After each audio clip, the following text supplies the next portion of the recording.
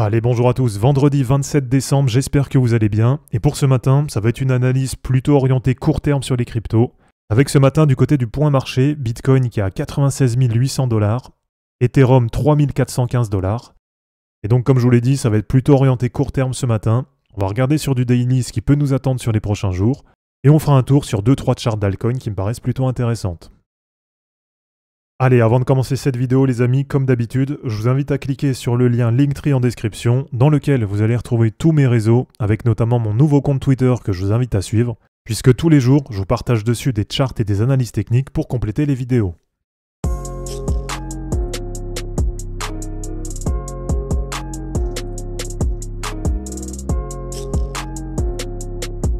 Alors, du côté de Bitcoin en daily ce matin, donc 96 800 $, et donc ce test sur la trendline basse du canal ascendant. Et là, ce qu'on voit, c'est que pour l'instant, il y a un vrai rejet. Donc on voit bien que sur la journée d'hier, on a une correction qui est quand même assez importante sur du daily, avec à peu près moins 4,5%, et on est quasiment à 5000 $ d'amplitude sur la journée. Donc là, pour l'instant, sur ce matin, sur vendredi matin, ça remonte très légèrement. Ok, on voit que c'est quand même pour l'instant assez indécis. Mais là, surtout pour moi, ce qui est important, c'est qu'on voit que la réintégration du canal, elle a bien été rejetée sur Bitcoin. Donc là maintenant, comme je l'avais partagé, moi ce que j'attends c'est qu'on revienne une nouvelle fois au moins dans cette zone. Donc qu'on revienne chercher à peu près entre 92 000 et 93 400. Et voir pourquoi pas sur les prochains jours qu'on vienne chercher l'objectif de cassure baissière du canal. Et donc dans ce cas-là, ça pourrait nous faire un Bitcoin qui reviendrait autour des 90 000 $. Donc ça reste quand même globalement assez calme en ce moment sur les cryptos, avec Bitcoin qui est assez indécis et qui reste en gros depuis le 19 décembre sous son canal ascendant. Et si on prend sur les total market cap, donc là, regardez, c'est un peu la même en termes de configuration. Donc avec une grosse zone à surveiller, sachant qu'on est aujourd'hui à 3300 milliards de dollars, et ce qui pourrait me faire recharger sur quelques cryptos éventuellement, là ça va être si on a un retour du market cap total crypto autour de 3150 milliards, et pour le point bas, sur le bas de mèche du vendredi 20 décembre, autour de 3050 milliards de dollars. Donc là, comme je vous dis, globalement, c'est quand même plutôt calme sur les cryptos. Et ce qui est quand même positif, c'est que sur la Total 3, on voit que ça remonte quand même beaucoup plus fort que sur Bitcoin et que sur la Total 1. Donc là, ce qui est intéressant, c'est que si on fait un tour sur la BTC dominance, et là, ce qui est aussi positif, c'est que pour l'instant, on a bien aussi un rejet à la réintégration du canal. Donc là, pendant quelques jours, on pensait que ça avait réintégré. Et le problème, c'est qu'en réintégrant, ça aurait redonné de la force à la BTC dominance. Et on aurait eu du coup le risque que ça reconstruise là-dedans pendant un moment, et voire même pourquoi pas que ça revienne chercher sur le haut du canal. Donc là maintenant, ce qui est intéressant, c'est qu'on voit que sur les derniers jours, il y a quand même des grosses mèches baissières quand on arrive en support sur la trendline basse.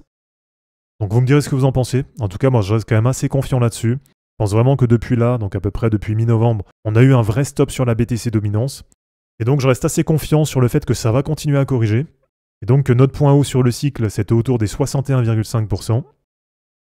Et alors même si ça va pas se faire en 2 jours, mais en tout cas je reste assez convaincu que ça va continuer à corriger et que d'ici quelques semaines à quelques mois, on va se retrouver autour des 51% sur la BTC dominance. Donc vous l'avez bien compris, pendant toute cette période, donc si on passe d'à peu près 58% à 51%, ça va nous faire moins 7 points sur la Bitcoin dominance, mais ça nous ferait surtout la grosse période de all-season qu'on attend. Alors ce que je voulais vous montrer du côté des altcoins, donc on va juste faire un point rapide ce matin, parce que comme je vous dis, ça bouge pas beaucoup, à part sur quelques-unes, et notamment sur BGB, qui est actuellement quasiment sur un point haut, autour des 7,50 $. Et alors de mon côté, je vous l'ai partagé hier, j'ai repris un deuxième TP sur BGB, et je l'ai pris autour des 7 $. Alors pour ceux qui m'ont demandé là pour la suite, donc je me suis mis 2 prochains niveaux intermédiaires, avec pourquoi pas un prochain niveau de TP autour des 10 $. Mais surtout maintenant, le prochain vrai niveau que j'ai défini, ça va être sur un nouveau cercle de Fibo et ça va être autour des 13,15 $. Donc le niveau à 10 $, je l'ai mis en niveau intermédiaire. Ok, si là on arrive sur les 10 $ dans 2 semaines, bah non, je ne vais pas reprendre de TP sur BGB. Mais par contre, si là on commence à corriger, et si on met 2, 3, 4 mois par exemple pour aller chercher les 10 $, et bien là dans ce cas-là, quand on arrivera sur les 10 $, je reprendrai un TP sur BGB.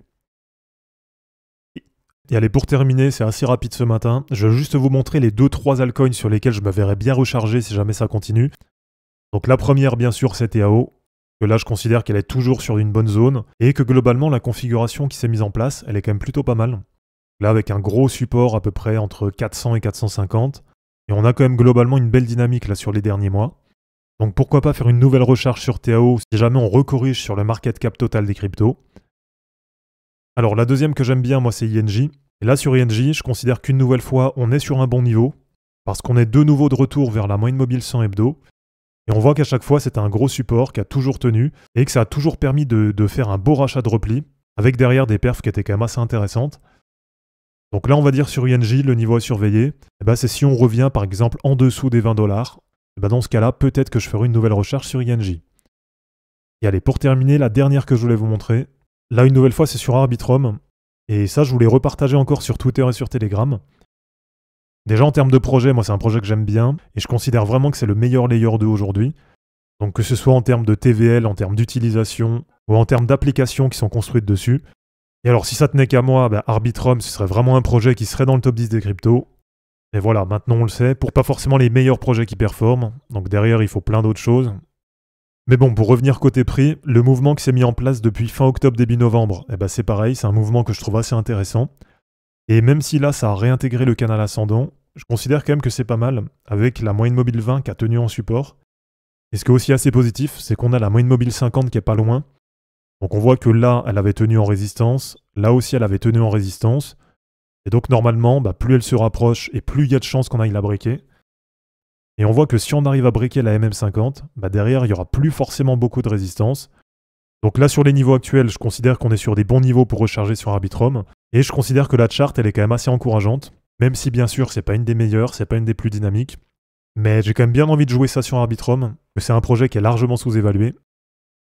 Et donc, si on arrive à passer cette MM50, donc là, on va dire à peu près ici, autour des 1$, 1,05$, on voit que derrière, assez facilement, on pourra aller chercher les 0,382 de Fibo. Donc ça nous fera à ce moment-là un retour à 1,68$. Et voir pourquoi pas derrière, aller chercher le point haut sur 2024. Et dans ce cas-là, ça nous ferait revenir autour des 2,45$. Donc voilà les amis, c'est terminé pour cette vidéo d'analyse technique sur les cryptos. J'espère en tout cas que ça vous aura plu. N'hésitez pas à aimer cette vidéo, à la commenter et à vous abonner pour en suivre d'autres. Je vous rappelle que dans la description de cette vidéo, vous allez retrouver tous les liens utiles et les liens pour me soutenir. Et je vous dis à bientôt pour une prochaine vidéo. Ciao!